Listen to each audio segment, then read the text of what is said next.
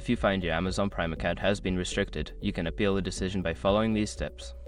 This guide will help you navigate the process effectively. Step 1. Review the restriction notice.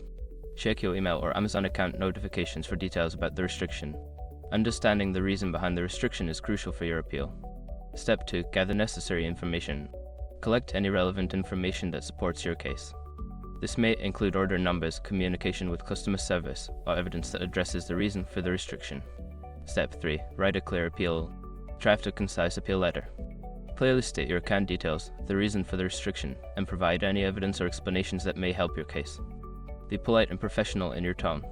Step 4. Submit your appeal. Log into your Amazon account and navigate to the Help section. Find the option to appeal account restrictions and submit your appeal letter along with any supporting documents. Step 5. Follow up. After submitting your appeal, monitor your email for a response from Amazon. If you do not receive a reply within a reasonable time frame, consider following up through customer service for an update on your appeal status. By following these steps, you can effectively appeal an account restriction on Amazon Prime. Good luck!